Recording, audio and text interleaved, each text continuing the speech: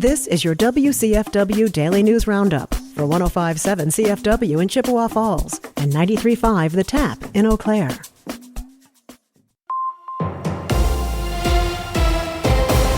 105.7 CFW News, I'm James Kelly.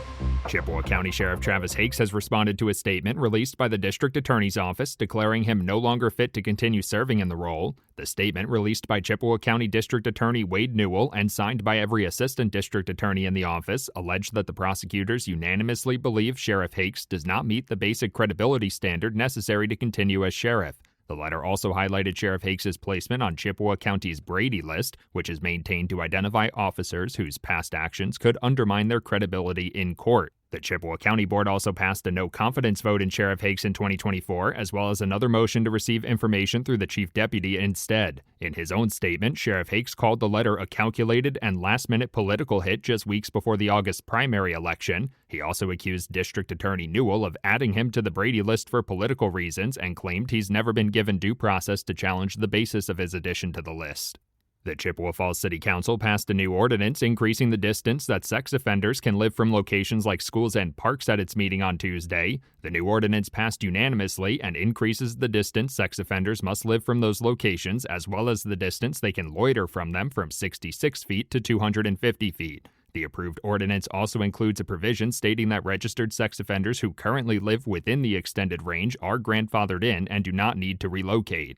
As Eau Claire area families look to get outside with the wildfire smoke finally cleared out, City-County Health Department officials are reminding them to check their website for beach conditions. The department monitors water conditions for things like harmful bacteria and algae each week, issuing a closure or an advisory depending on their levels. This week's testing showed high algae levels at Lake Altoona Beach and Lake Eau Claire Beach, forcing their closures. The other 6 monitored beaches, including Half Moon Beach and Riverview Beach, will all be open. For 105.7 CFW News, I'm James Kelly. For Civic Media News, I'm Connie Fellman. Madison Police Chief John Patterson was interrupted by protesters yesterday afternoon who took over the news conference called to update the public after an officer-involved shooting killed a man. The thinness of trust in the city right now did not start. Well, we can shut this down. You can stop talking because we don't want to hear anything you've been saying. You're going to say the same thing you all say every time a black body gets shot down in this city. Police say the man was shot after showing a knife while scuffling with officers who were trying to arrest him Wednesday. Madison's Common Council President Sabrina Madison says she wants a full, transparent investigation. I'm angry. There's no way around it. And while we know that there will be investigations and all of that, the thing for me is that his death is final. 4 officers, including the one who fired the shot, are on administrative leave while Wisconsin's Department of Justice investigates. A $2,500 reward is now being offered to help police find whoever is responsible for shooting a dog more than 8 times in Shawano County. As we reported earlier in the week, the brown mixed-breed dog, now named Sunny, was found in Maple Grove earlier this month. Sunny had more than 8 gunshot wounds, a broken leg, and multiple broken ribs. Sheriff's deputies say it appears the dog was shot several days before he was finally found on July 15th. The Center for Humane Economy and the Wisconsin Puppy Mill Project announced a $2,500 reward yesterday for information that leads to an arrest. Investigators say any piece of information, no matter how small, could prove valuable. Anyone with information is asked to call the Shawano County Sheriff's Office. Sonny is currently recovering at the Shawano County Humane Society and already has a loving home lined up once he is medically cleared.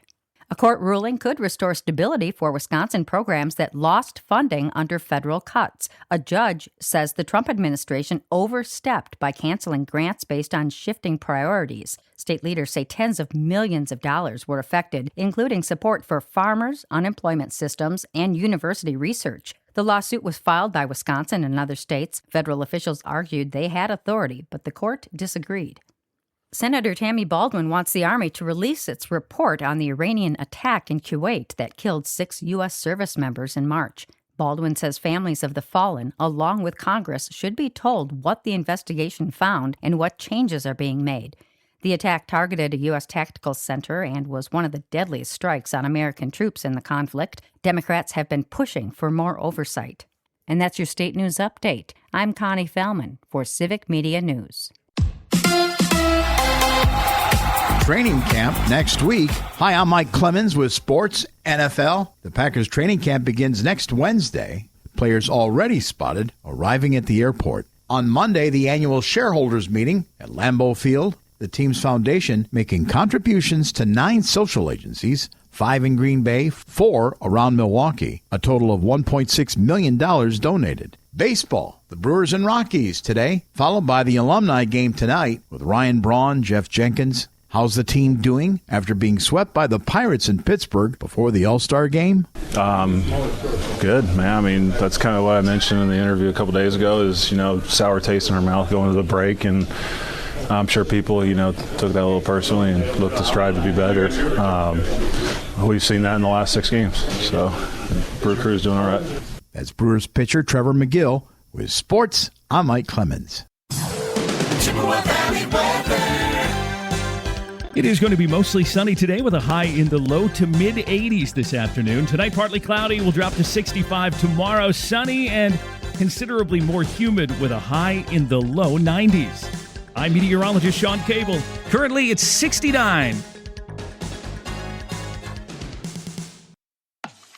That's your WCFW and the TAP Daily News Roundup from Civic Media. Subscribe to this podcast on Spotify, Apple, or wherever you find your podcasts. Find more news at WCFW.FM or thetap.fm.